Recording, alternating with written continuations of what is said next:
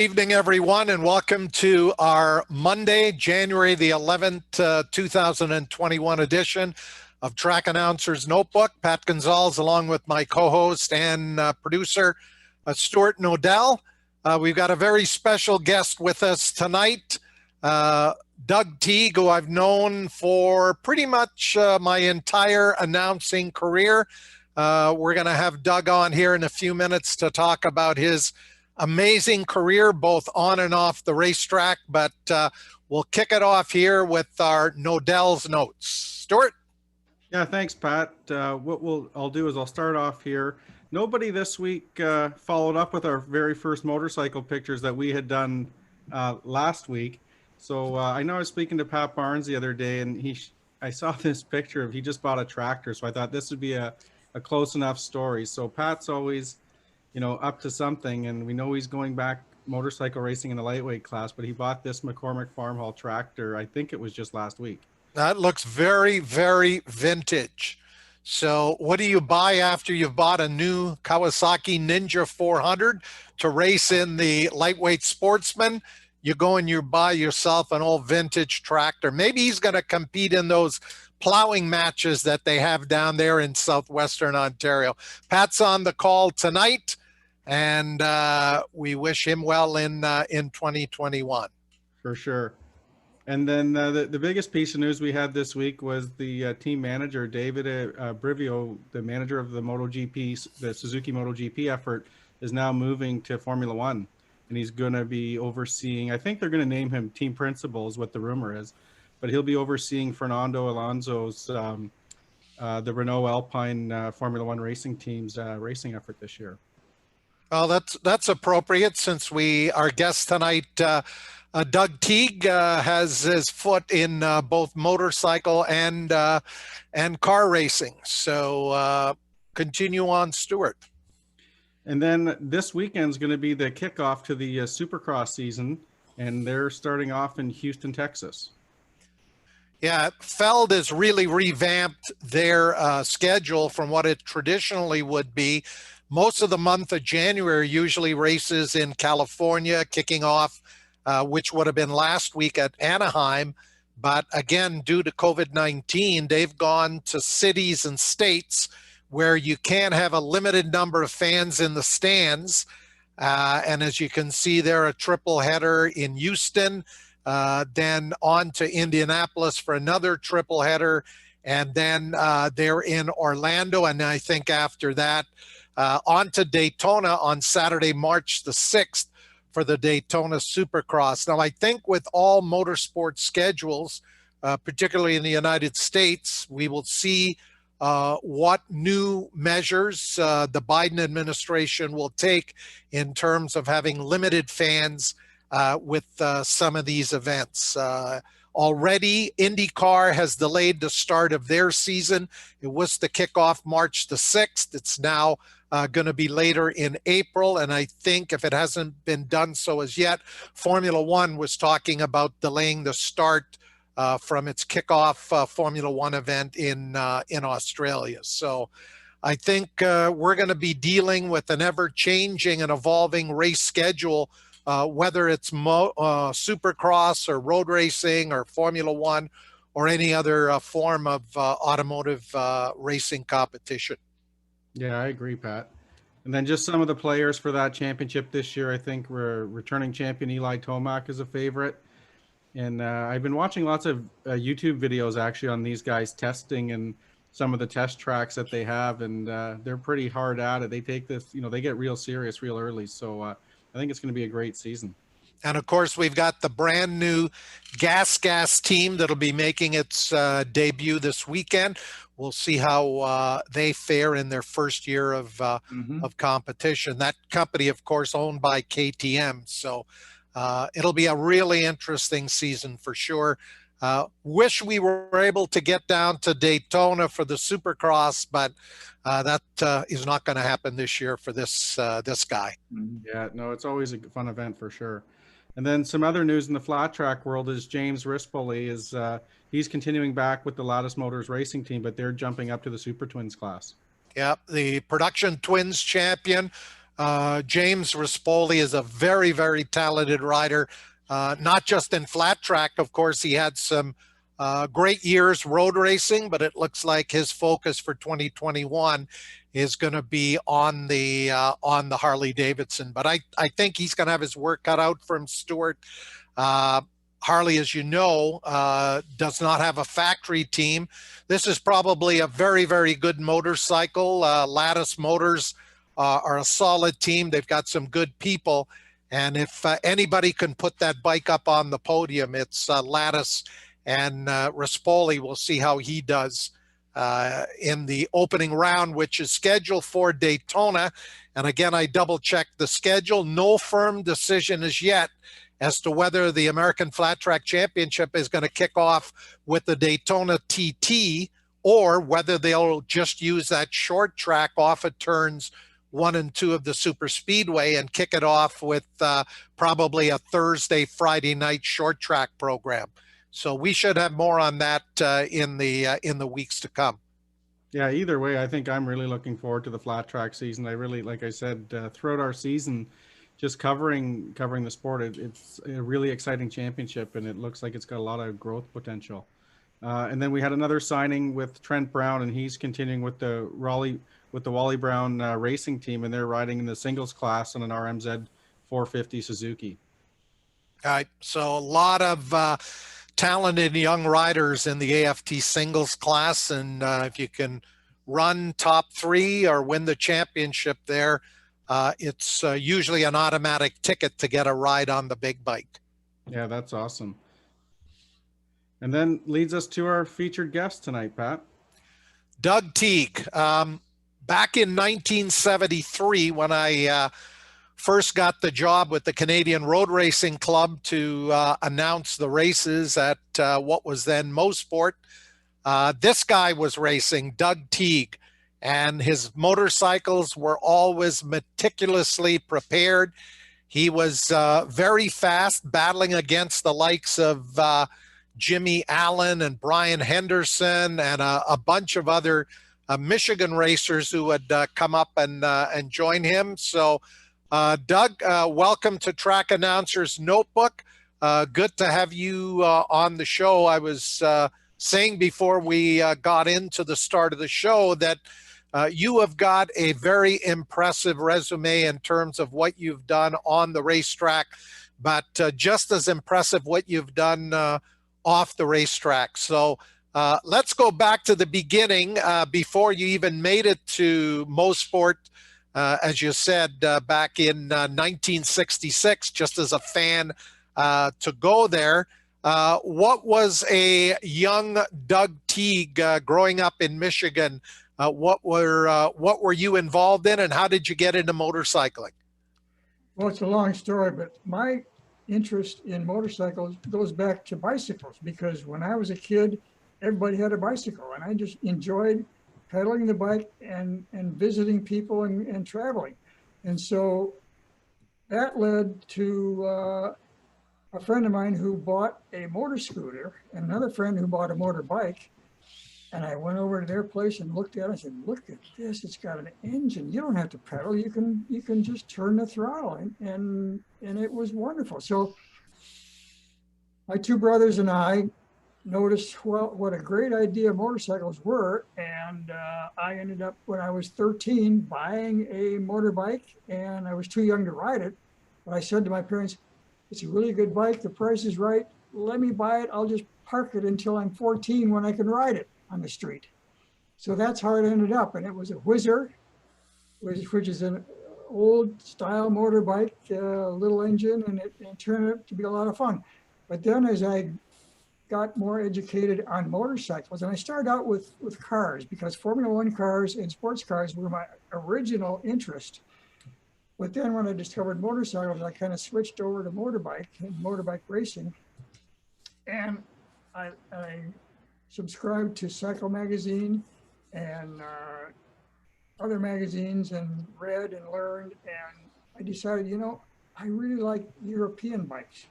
They're more interesting than Harleys and Indians. So a European bike is what I want. So I ended up buying a Zundap And I traded that in for a Mako, and then I got something else, and then I got an Excelsior from England. I had a whole bunch of bikes back then. But what interested me was the ability to go places and visit people and see things. And so that's why I ended up on motorcycles, because you could do that. When I was 14, I could go all over the city and see and do things that I couldn't do on my bicycle because it was too far. I couldn't ride a car because I had to be 16. So that was what I grabbed onto. And then when I got to be about 18 or 20, and I was learning about racing, motorcycle racing, they said there's going to be a race at Mosport. I'd never been there. I didn't learn about that. So my two brothers and I said, let's go to Mosport and watch the 1967 GP race, because the factories are going to be there, the Honda 6 and the Suzuki and the Yamaha and everything else will be there. So we ended up going up there and sleeping overnight Friday night and got up Saturday morning, and there was the track, and we watched and listened, and the rest is history. Is that where you got the bug? Is that where the seed got planted, hearing that Honda 6, seeing Halewood and Agostini and all of the other top riders that weekend? No, actually, it was watching the locals race. And I looked at the bikes and I looked at the people and watched them race. And I said, you know, I could do that. Why don't we try that? So my younger brother, who name is Bruce, and he was in high school at the time, he rode a Ducati 250. He ended up the next year taking his Ducati 250 and racing in the production 250 class. And I was still in the University of Michigan trying to get my engineering degree. So I was kind of behind the times doing that. But when I got my degree, I went up to Harewood and Mosport, and with Freddie Guttner, my new friend in Germany. And there was I had a small 100cc Ducati that I had built myself. I bought the frame in California. I bought the engine in Toronto, and the engine and the wheels. And I had a friend of mine in Michigan make a long, nice, sexy plastic fuel tank. And I bought clip-ons and turned out, made my own 100cc Ducati. But it was not fast. It would go 82 miles an hour, and it was not exciting to ride. Did you have to run that in the 125 class, Doug? Yes. Okay, so you're giving away horsepower, particularly up a straightaway like the Andretti straight at Mosport. I never went to Harewood, but I understand it had a pretty good straightaway. It did, and it was an old airfield. It was converted to a racetrack in a farmer's field. And Mr. Hare was there, and if you wanted to go practice on a weekday, you go to his farmhouse and give him $3, and you could practice all day. And I did that many times. I did that when I was young. Yeah, that was just a few years before my time. So you started on the Ducati 100, and then when did you make the change to the Yamaha TD1C, which really launched your career as a 250 Grand Prix rider? One weekend at Harewood, my 100cc Ducati broke. It just quit running. And Fred Guttner said, I'm trying to sell my Yamaha 250 TD1B. Why don't you ride it, Doug? I said, okay, thanks a lot. So I ended up getting on that bike, and geez, I said, it's outrageous. This thing's fast. After getting off my 100cc Ducati, it was fast. I said, I got to have one of these. And I didn't want Fred's bike because it was a B model, an earlier model. But there was a guy from the East Coast somewhere, and he had one for sale, so I bought it. $650 for a Yamaha TD1C. Wow. Used, but in pretty good condition. It was all mechanically, it was all good. So I took it home, and over the winter I redid the whole thing and learned a lot about that and about trying to race. And so that was in 69. I ended up racing and doing okay. And then in 70, I went to Daytona, and the rest is history. Tell us about that first trip to Daytona, because I got there a few years after you did in 74, but going to the Speedway that first time, you'd been to tracks like Harewood and Mosport, going through the twin tunnels there and going to the speedway and seeing the banking. Take us through as a rider and an engineer going to Daytona and the impact it had that first visit. Well, as you say, the first new thing is when you go under the track through the twin tunnels and you end up in the infield and you look around and you say, this place is huge. You know, compared to a regular racetrack, it is huge because there's just so many acres of space. And then you say, where's the track? Well, it goes around here and there's a lake in the middle. You know, Lake Lloyd is a big lake that they were going to use for boat drag racing and never did. But, and then you go into the paddock and into the pits and there's a few garages, but not very many. And so you end up kind of arguing with other people. Well, this is my workbench, and they had workbenches that were provided with vices and no tools, but at least you had a place to work on your machine. And so I grabbed a workbench and had a vice, and so that was my pits.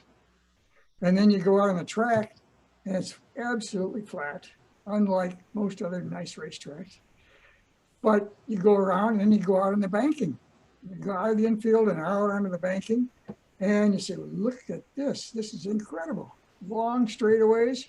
And that was in 70, when I first was there, there was no slow down in the back. You could go all the way around from the start-finish line, all the way around to the start-finish line. So it was really flat out all the time. In fact, I had to use my left hand to rest my right hand because I couldn't hold the throttle wide open for that long. My hand wore out. No chicane at the end of the back straightaway back in 70. I think that got put in maybe a couple of years later after that. Doug, I know you had pretty good success right out of the gate, 1970 at Daytona. You bring that Yamaha TD1C home in third. What do you remember of that race? And do you remember the two guys who finished ahead of you? Yeah, and both of the guys were well known. One was from Florida. What was his name? John Long. Oh, okay, that's a pretty good novice to finish behind. Johnny Long won the race, and John is from down there in the Miami area. So he was pretty close to home, where I was from 2 days away up in Michigan. And the guy that was second, I've forgotten his name. I may think of it, but it was a long time ago.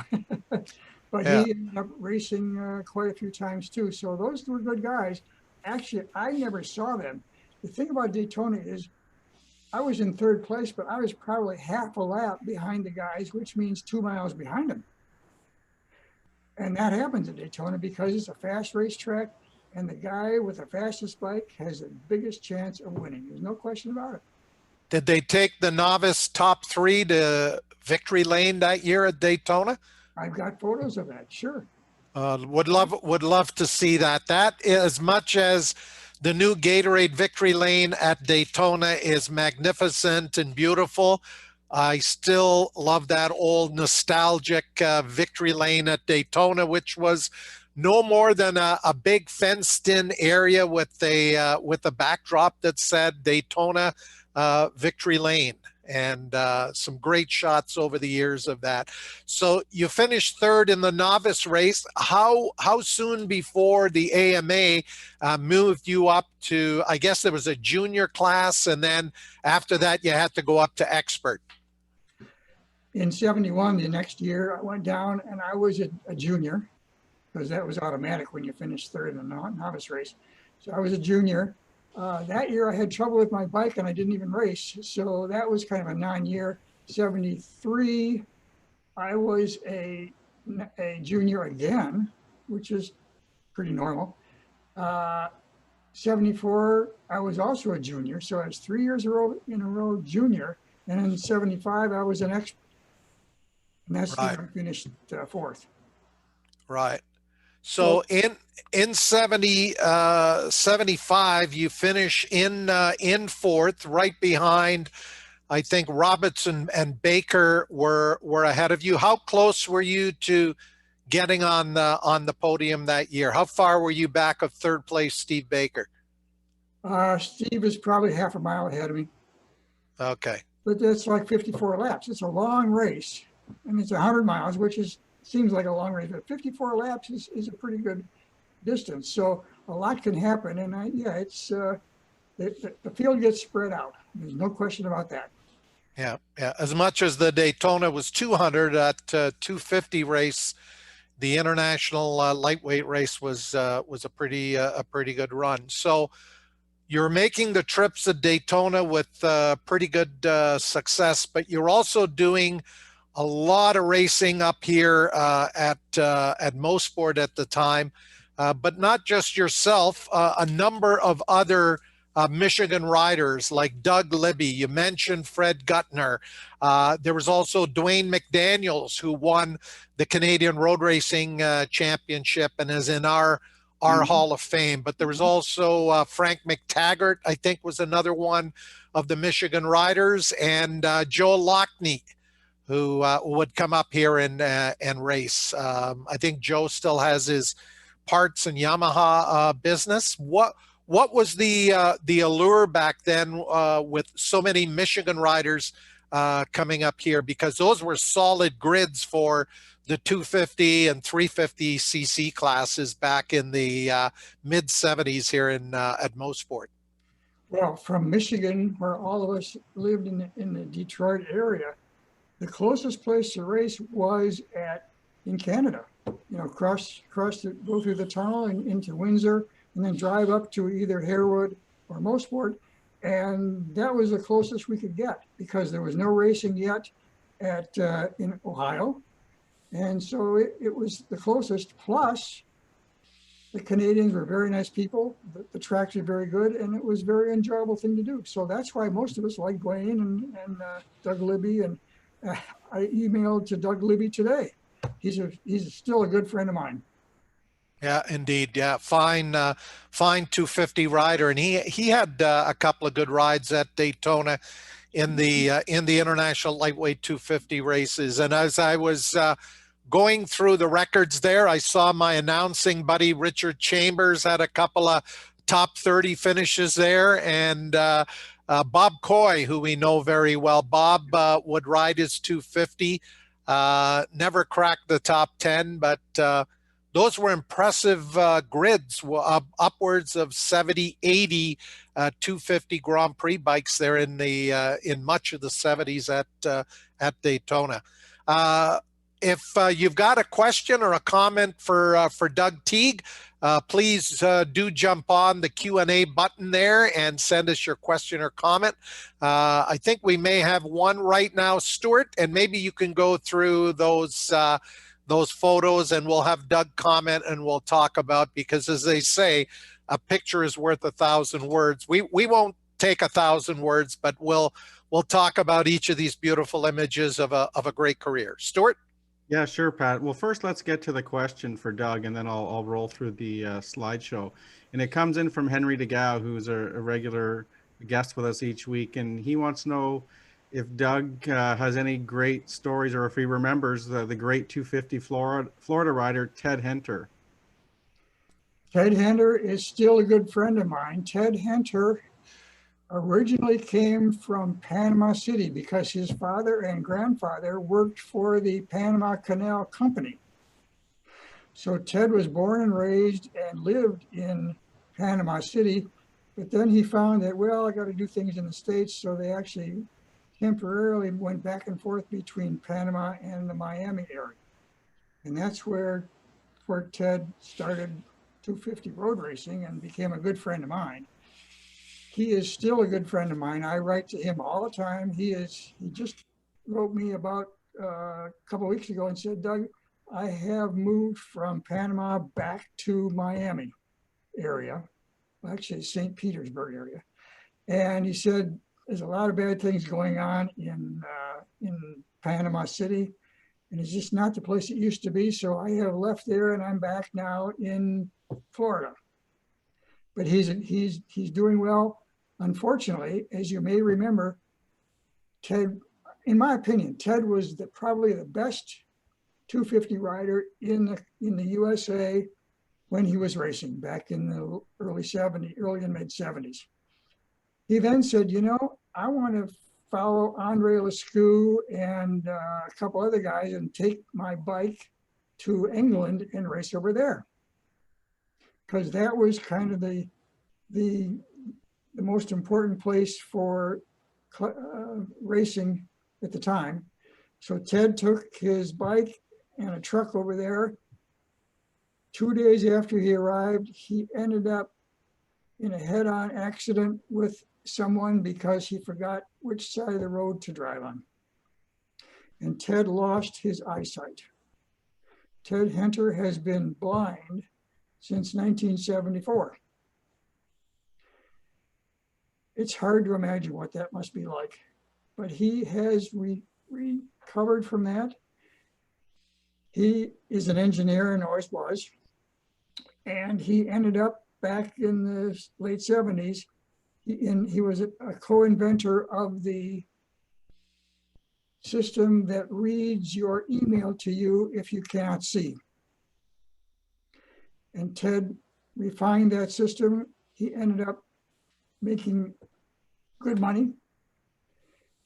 He is doing fine now, and I'm just so pleased that he has recovered well and financially he's doing fine. So Ted Henter is just super.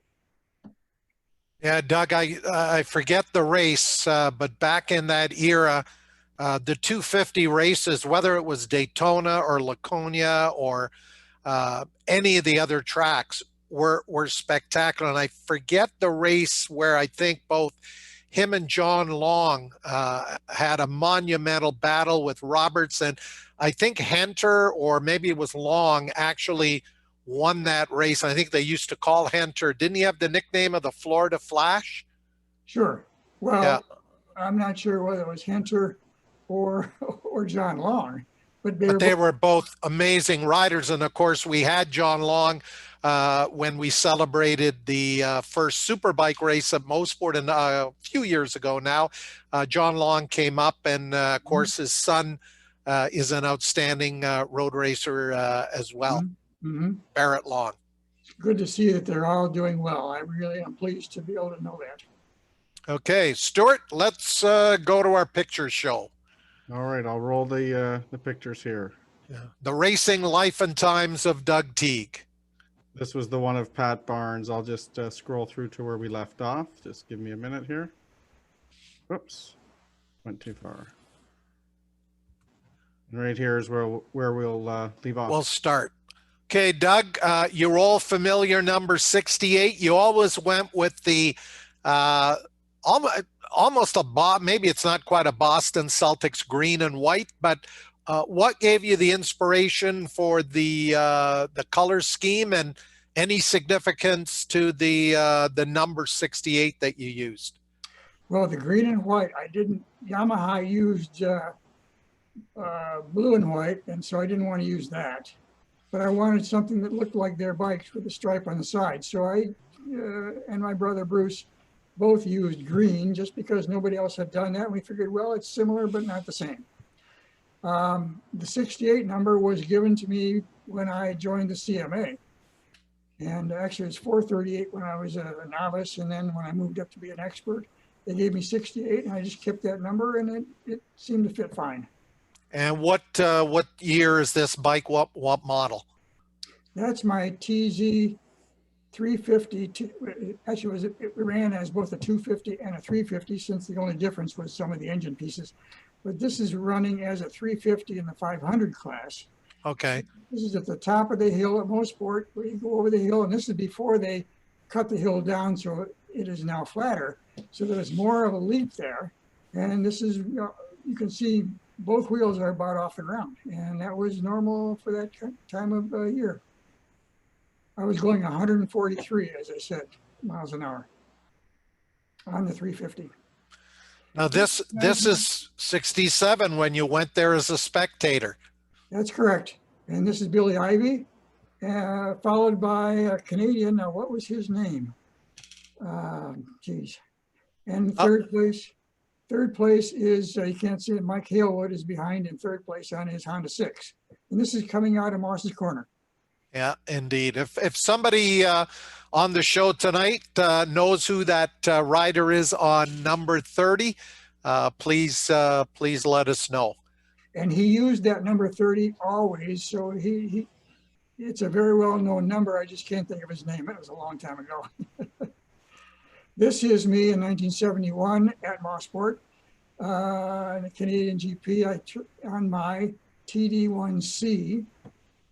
And for 71, that was considered to be an old bike, but I liked it, and it steered and handled really, really well. So I was able to go real fast, although it only had a 5-speed gearbox instead of 6 like the newer bikes. So coming up the hill, it was kind of a problem to try and keep up with the faster bikes, but overall it was a very, very good bike. And I was, like I says here, I was 3rd place in the 250 Canadian GP that year. And how did those drum brakes hold up compared to the disc brakes that most of the other bikes had? Well, Mosport doesn't have a lot of need for braking, so it was not a problem. It just was. That's an Italian front brake that I put on, and it worked pretty well, but the 250 is not all that fast, and I didn't have a problem. Here is 1972. This is after the 24-hour race where we won on a John Nelson Honda. And the guy with the camera is a well-known Toronto photographer, and I've forgotten his name. He was a good friend of my brother who lived in Toronto, but I've forgotten his name. But he took lots of pictures, and that was very good. The interesting part is this bike was, like I said, the one that we won the race on. And this is after 24, I'm having a beer. Yeah, a Molson, of course. Yeah, and we had there's a checkered flag and a couple other folks that I don't recognize. But that bike won the race after it crashed. About 10 in the morning, I heard this big noise and looked up, and coming out of corner 2, going up toward corner 3, the bike was on the ground. It turned out, you're not going to believe this, turned out that it crashed because it slipped in some oil that was on the track from John Nelson's other bike, which is a 350 Honda CB350. So that bike crashed and got a hole in the engine, dripped oil, and this bike crashed. It was being ridden by Jim Quirk at the time. Jim picked up the bike, ran it back to the pits, and we straightened out the handlebars. And you can see on the left there, the cornering light is all bent up and pointing down. So we had some things we had to fix, but after a couple of minutes in the paddock, we ended up putting them back on the track and won the race. And Doug, also on that team was Dan Sorensen, who was John's #1 rider on an Expert Unlimited Honda, sort of a Formula One machine. Serge Cantan, fine Quebec rider, along with Mendy Radbourne and yourself. So 5 riders sharing the riding. How much of the riding did you do, and how much of it did you do in the dark? I had ridden this bike a couple of races earlier before the 24-hour just to make sure that everything was set. And we figured out that this bike could go an hour and a quarter on a tank of gas. So that's how we decided when to stop. So every hour and a quarter, we changed riders, filled the gas tank, checked the oil, and kept going. And one of the things that we learned, and everybody should remember this, is the race is not won on the track. The race is won in the paddock. And so the team that spends the least amount of time in the pits making pit stops is the one that's going to win. You cannot make up on the racetrack for the time that you lose in the pits. So that we knew, and so we had very few pit stops. And like I said, every hour and a quarter, we changed riders. That gave me, I think, 6 rides, and 5 or 6 for all the other guys too. Dan Sorensen and I turned out to be the quickest riders, and we had a good time. It was a wonderful thing. Was your brother Dwight, who was working for Nelson Honda, was he part of the crew that weekend? He was the chief mechanic. So that leads us to the whole brother combination. Both of your brothers, your younger brother Bruce was very much a part of your career. Bruce also raced, and then Dwight, as you said, was part of the head chief crew here on this 1972 24 Hours of Motorsport win. How special was it to you to work with both of your brothers over the years as part of your racing career? Well, since we were brothers, we knew each other very well, and we lived together forever. So it was just a continuation of our brotherhood. And so we got along very, very well, and we still do. And it was just part of the family. Great. Stuart, on we go. This is 1967 and Motorsport, and this is one of the Honda 6s. I took that picture just because everybody was standing around looking at it, because we over here on the other side of the pond, we don't get a chance to see these bikes. And so this is the first time any Honda GP bike was in North America. Big deal, big deal. Yeah. What was the highlight of that weekend? I think it was in September, Doug, and I don't think the weather was that great. What is your lasting impression of that weekend in September 1967? It was all the Europeans. Billy Ivy was there, Phil Reed was there, Agostini was there. All the guys that typically raced GPs all over the world came to Canada for the Canadian GP. Now, that was unbelievably wonderful. And they were all there, and we could talk to them and watch them. And as you can see in this picture, everybody stood around watching to see what was going on with these wonderful, technically wonderful bikes. Yeah, there was nothing like it. And you can see the rear tire is a Dunlop, very much like we raced. We had the Dunlop guy all over North America, he was from New Jersey, but he went all over and gave out, to me anyway, Dunlop tires to race, but they were this similar kind of tire, triangular Dunlops. This is 1976. I'm on bike number 48, leading the first lap at Road Atlanta. I didn't win. It was on my Harley Davidson. And it's an interesting story about that Harley. It was a 250 Aramaki that Harley Davidson received because they owned Aramaki. They had bought them a few years before. Aramaki made a 250 twin, kind of a copy of the Yamaha TD2. And after I did so well in 75 and 76 at Daytona, Harley Davidson called me and said, "We want you to ride our 250 bike." And I thought to myself, do I want to win races or do I want to be on a factory team? Because I was not convinced that this Italian copy of a Yamaha was faster than my Yamaha, and it wasn't. But I said, well, for 1 year I could do it. That would be exciting. And they ended up giving me the bike and all the parts I could eat. And so I ended up racing at a bunch of races, both in Canada and in the States on this bike. And it was fun. You know, being on a Harley on a factory team is something that not everybody gets to do. So I was very pleased about that. But at the end of the year, they said, "Doug, you're going to come back and race again." And I said, well, no. And I ended up driving that Harley Davidson, the Aramaki, back to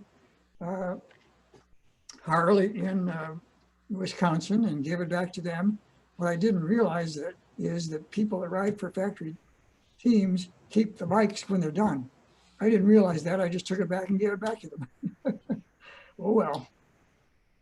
Yep, that would have been worth some money these days. Where was the Aramaki not up to scratch with the Yamahas of that time? Was it horsepower? Was it the handling? Where was the bike not up to scratch? It was light.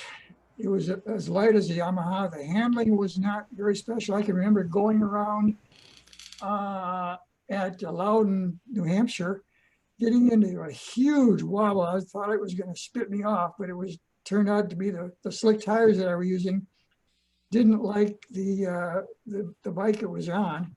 And so I ended up having to switch tires back to non-slick tires, but then it was okay. But the handling was not real good, but it wasn't bad. But the engine was just down on horsepower. And I had a dynamometer at the time. And so I ran did some pipe changes. I ended up making the bike faster than it was when I bought it, when I was given it. But I just couldn't keep up with the Yamahas because there were so many Yamahas and they were so good that this one Aramaki just was out of its league. This is at the Toronto Bike Show. As you can see, I brought my bikes to Toronto many, many times. Bar Hodgson is a good friend of mine. And this is my 250 TD1C that I brought to show back in probably, I don't know what year this was, 73 or 4 or 5, something like that. And Doug, how many of your old road racing bikes do you still have? None. So you've since sold this? Is this in Bar's collection now? No, Barb Oh. bought the, what did he buy? He bought a couple of bikes from me. He bought my German bike that I put together for 1974, German. Anyway, long story short, this bike is now in the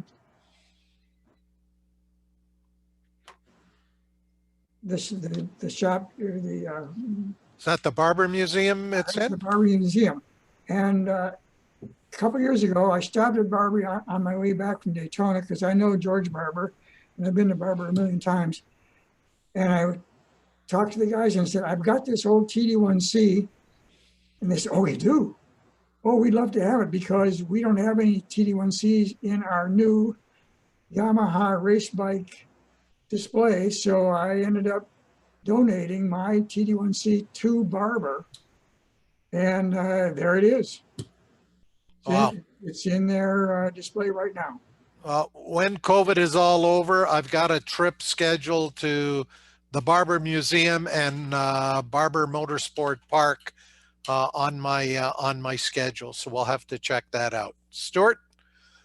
Oh, we move ahead to 2010. So as some of you may know, from 2009 through 5 years in a row, we did our Motorcycle Road Racers reunion and invited some of the great riders who had run at Mosport over the years. And this was 2010. Doug was part of the lineup of riders who were there. We got a chance to interview him and talk to him about that era where he was racing against the likes of Jim Allen and John Lysite and Paul Higgins and Steve Baker, Frankie Johan, that were all part of the Yamaha factory team, as well as his fellow Michigan riders. So that was a fun day. Doug, what was it like to join some of the racers from your era and sort of reminisce on those glory days at Mosport? Well, that was a great weekend, Pat. I was not expecting to be invited to that event, but I was so pleased to be recognized and remembered. Came up there, and all the other people that were involved in that, Norm Murphy, Craig Hill, George Morin, Mendy Radboard, who I was a teammate with on the 24-hour race, Tony Sharpless, the lady who did a very nice job of racing, Steve Gervais, Murray Brown, who I knew very well, and his partner and riding partner on the triple, on the three-wheeler, Alan King. Bob Price was the other guy, Michael Taylor, and Jeff Sinead. So there were 10 of us that were honored that year, and it was very wonderful with the annual pictures that were part of the very nice event. And we signed those and gave them away, and here we are, as you can see. It was a bit interesting because some of the guys I didn't really know, just because they were from years after I raced, but we got to know each other, and it was a very, very nice weekend. Yeah. You're talking about one of the bikes that you restored. I think that's the next photograph we've got here. This is in, I believe, Bar Hodgson's collection. Beautiful German motorcycle. It's an interesting story because when I was 14 years old, I was reading Cycle Magazine that I had an early subscription to. In Cycle Magazine was an ad for this really interesting V-twin 350. It was a Victoria Bergmeister, and it was from Germany. And I thought to myself, now that is a really cool bike. What a great piece of equipment. And I never saw one in the flesh. But in 1972, years and years later, no, 1992, sorry, years and years later, somebody called me up and said, there is a Victoria Bergmeister down in Ohio, and the guy is trying to sell it. So I ripped down there with my van, ended up buying it. It didn't look like this at all, but the good news is it was all pretty much all there. I ended up getting involved with the Bergmeister Club in Germany, who helped me with spare parts. They gave me the right mufflers. The color is correct because it happened to be found underneath something that was, well, it was inside the little box, the toolbox, which hadn't been affected by light. And the seat is original. Everything is original on this bike except for the mufflers and a couple other things that I had to buy from Germany, but I could get them. So I spent a lot of time and energy, found a really good guy to paint the bike, did some work everywhere on the bike, although I never had to take the engine apart. The carburetor was original. It works just fine. And I took it to the Toronto Bike Show.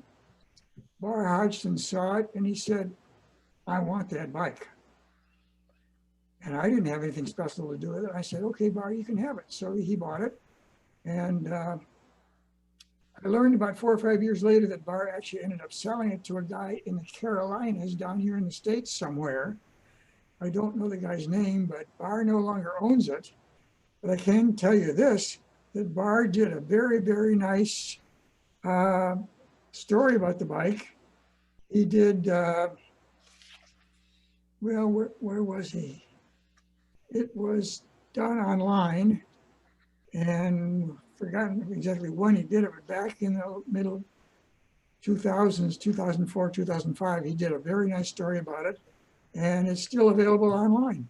Yeah, I think if you just search it on YouTube, it should come up. Stuart? So a couple more of the bikes that that you've owned, a Honda, a couple of Hondas. Well, these are not race bikes quite, although I raced. On the left there is the Honda 350, a lot like the one that I raced for John Nelson a couple times. And Dan Sorensen and I won a 5-hour race down in Ohio on the bike. Not a real fast bike, but it was durable and fun to ride, so we ended up doing real well. And then I found this one almost brand new and bought it here in the States.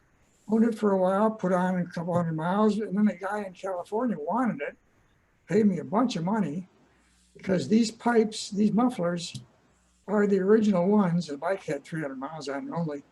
Most of the 350 Hondas, the pipes rust real quick, and so it's very unusual to find a bike with original mufflers, which this is.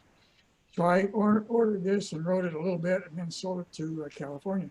The one on the right is a VFR 400 Honda that I bought when I lived in Japan. I lived in Japan for 5 years, from 1986 to 1991, working for Chrysler as an engineer. And I was the guy who was involved with working with, technically, with Toyota and Mitsubishi and all the other Japanese companies. So I knew a lot of people in Japan and lived there, right downtown in Tokyo. And I said, I want to buy something to take back to the States when I go back home. And it's got to be something you can't buy in the States. Well, it turned out to be this VFR 400, which I think is one of the sexiest bikes ever built.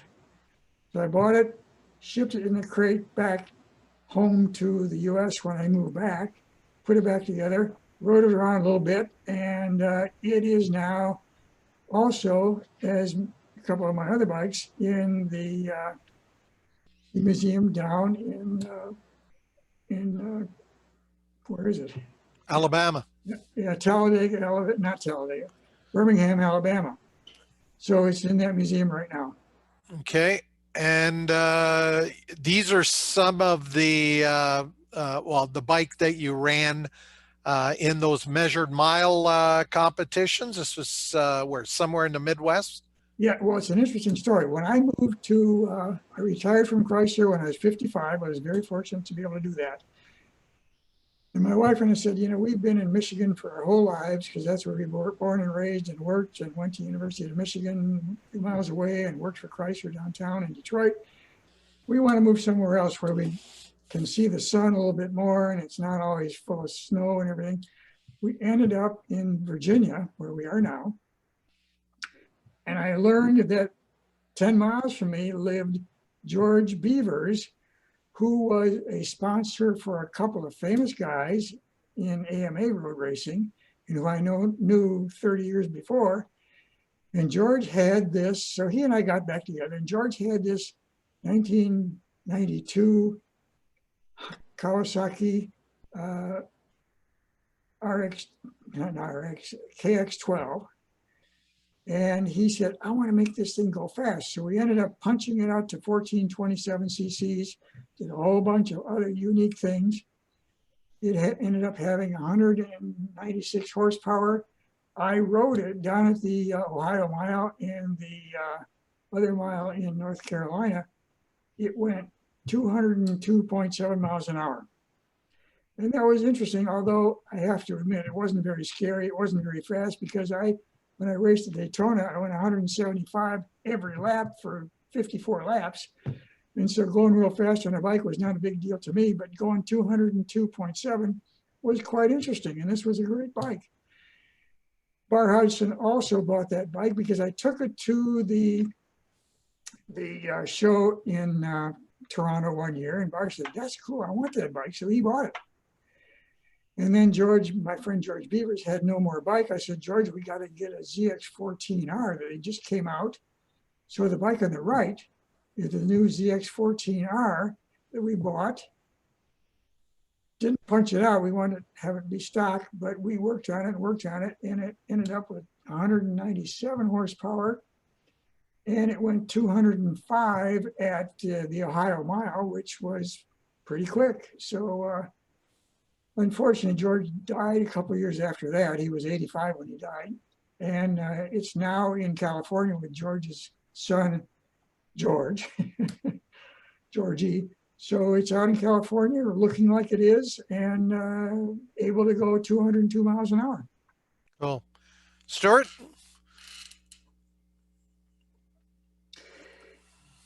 This is a bike that I bought in 2005. It's a funny story.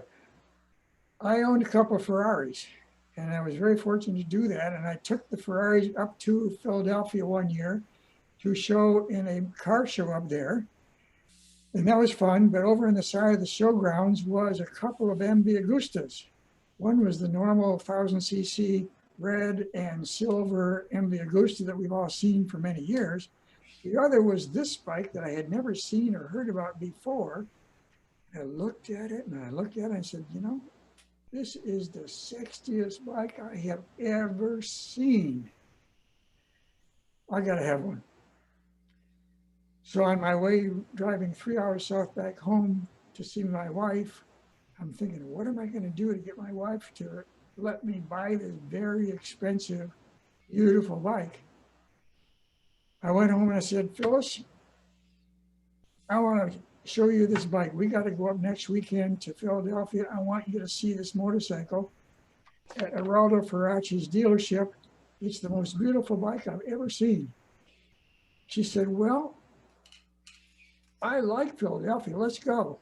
So we ended up going up, stayed in the downtown Hilton Hotel, got up Saturday morning, went out to Araldo Ferracci's dealership north of Philadelphia. I showed her the bike. She said, yeah, that's pretty cool. I said, sold. So I gave a whole bunch of money to Araldo, and I said, I want you to ship that bike to my house in Virginia in the crate. So he did. I took it out of the crate, put it together, rode it a bit, took it to a couple of racetracks and rode around there just for fun to show it off. Brought it up to Toronto a number of times to the bike show there. And I kept it because I didn't want anybody else to take it away from me because it was such a beautiful bike. Well, a couple of years ago, I said, you know, I've owned this bike since 2005. That's 15 years almost. I've seen and lived with it for a long time. I'm going to let somebody else have it, but I didn't know anybody that wanted it. I didn't know who might want it. I wasn't sure what it was worth. So last January, Phyllis and I drove it out in a van to the Las Vegas Mecum auction. And you might have a picture of that too. But I sold it at the Mecum auction to a guy from Europe who really wanted it, and he has it now. So I got a reasonably good price for it, and he's got it in Europe, and it's no longer my bike. Okay. And Stuart, we got final photo. This was my 1979 Yamaha Vision that I bought. It's a 550cc V-twin, really unusual bike, had an interesting fairing. I put on those saddlebags just to hold the clothes that I needed to go traveling. And I put on about 30,000 miles on the thing, and it was a really cool bike. But when I moved to Virginia in 1998, it was a good bike, but it ended up having engine problems. And so at that point, I started buying BMWs that were bigger and faster. Although I liked this bike more, it was a better riding bike. But I like BMWs that I still ride, and I ended up selling this to somebody else. Okay. Stuart, I think we may have a couple of questions or comments. Yeah, we do, Pat. John, and I think it might be John McBride. There's no last name, but he wants to say he would like Doug to say hello to his brother Dwight for him. He was one of the best techs they ever had the pleasure of working with, and it's great to hear all Doug's stories. He was young, but he did watch you at Harewood Acres, and he was also at Mosport in 1967. Great times. Well, John, I remember you, and I'm pleased to remember my brother Dwight, who worked at McBride's for many years before he moved over to working at the Honda shop. But he liked Ducatis and still owns Ducatis. He lives outside of the big city in California, and he's still a good guy, and I'll tell him you said hello. Thank you. Thanks, Doug. And we have a couple actually that are from Michigan, Pete and Carol Swedish, that they're great racing fans, and they come from Michigan to Canada all the time. So they're quite curious to know, what town in Michigan are you from? I grew up in Grosse Pointe on the east side of Detroit. I went to high school there. I then went to University of Michigan, became an engineer. Then I worked for Chrysler and bought a house in Birmingham. Lived in Birmingham for a number of years. Then I got married. Then we moved to a couple other towns. We lived in, geez, I forgot the name of the little towns right around there. And then moved to Japan, sold my house in Michigan. Moved back to Michigan 5 years later and bought another house about 2 blocks away, and have lived in right around the Birmingham area of Detroit since then. Although, like I said before, I now live in Virginia because I wanted to live in a town that was warmer and less wintry. So that's where we are now, but I still enjoy Detroit. And Doug, we've touched on a lot of the stuff you've done racing-wise, but I know in recent years with your engineering background, you've been a scrutineer not only for MotoGP, but also for Formula One cars and for the Formula E racing that continues to grow. As you look ahead to 2021, how many of those events that you're scheduled to be at for a scrutineer do you think you'll be able to actually get to? There's no way to know, Pat. I have my reservations in Austin, Texas for the MotoGP in April. I hope to be there. and be a scrutineer again with my two brothers, actually my brother Bruce anyway. And I'm hoping to also, well, I probably will not be at the Formula E race, which has been moved. It was originally, the first one I went to was in Miami, the streets of Miami, which was a terrible place to have a race, but that's what they did. It has been moved to Brooklyn, which is a very interesting racetrack. And I've been there 2 years now, and I hope to be back next year, although I'm not sure I'll be able to do it this year. I'm not sure it's going to happen. I will be at the Formula One race at Austin in October for the Formula One. Again, I hope, if it happens. I very much enjoy being at those races. The people are nice. It's very, very nice to work at. I get to see a lot of technical things, which I really enjoy observing. And it's a very enjoyable thing for me to do. And I know you're planning on being in Daytona because you've been involved with the Motorsports Hall of Fame of America for many years now. That was originally up, I believe, in Lodi, Michigan, but moved a number of years ago to the old Daytona, USA venue at the Speedway. So I think that's right after Bike Week. March 15, 16 is the induction dinner. Any motorcyclists we may know who are going to get inducted in this year? Is Chris Carr one of them?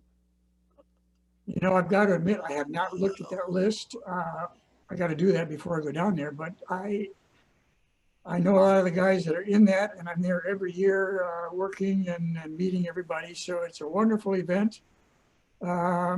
And I've been involved as a volunteer for that since 1993, I believe. And so I really enjoyed doing that. It's a very nice thing to do. And but like I said, I don't know who is the inductee this year for motorcycling, but they do motorcycling, they do car racing, boat racing, airplane racing. They're the only organization that does all kinds of motor racing. And it's really interesting to see all those guys from all those different kinds of racing get together. And they're all very, very famous, and they all kind of know each other, but that's the only place they get to see each other each year. And they always come back because they're always invited every year to come back, and we feed them and take care of them. And there's probably 150 of them every year down in now Daytona.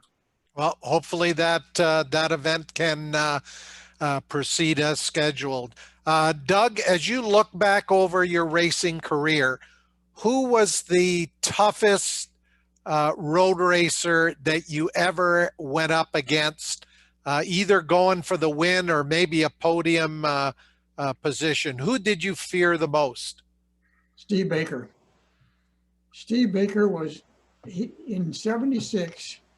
When Steve raced for Yamaha and had Bob work as his mechanic, Steve could not be beaten. There was just nobody, not even Kenny Roberts, could beat Steve Baker. He was, at least that year, and for many years later, he was the best of all. And there was no single thing that he did. It's just that he was very good at everything. Nice way to wrap up our conversation over the last hour. Doug, we wish you all the best. Looking forward to the time when we can meet up at a racetrack, hopefully Daytona, but right now it's not looking too good for this Canadian to get over the border to Daytona in March, but have a good time down there. I know there's lots going on in your country. Where you live is very close to Washington, D.C., and I know for all my trips down there, there's so many amazing American fans and people that I know. I wish you all the best as America moves forward from what happened last week in the Capitol. We wish you all the best, and we'll talk to you soon. We invite you to tune in next week. We'll have another rider from that glorious 250 era of the early 70s. Don Emdy, 1972 Daytona 200 champion, is going to join us next week. But our thanks to Doug Teague for an entertaining last hour or so. Stuart? Yeah, thanks, Pat. Just a couple of quick things. Bob Coy did write in through the Q&A, and he said the inductee this year is Chris Carr. Yep, that's what I had heard. That's great. We had to cut. I apologize to Henry DeGow. He had some more. He wanted to hear some more stories about some other great Floridian riders that we didn't have time to catch up with Doug with, but I'm sure we'll catch up to him down the road. Keep going, guys. Thank you. Okay, Doug, all the best. Say hi to Phyllis. Stuart, good working with you again. And our thanks to everyone who joined us tonight on Track Announcer's Notebook. Have a safe week. We'll see you back here next Monday night at 8 p.m. Eastern with our conversation with 1972 Daytona 200 champion, Don Emdy. Good night.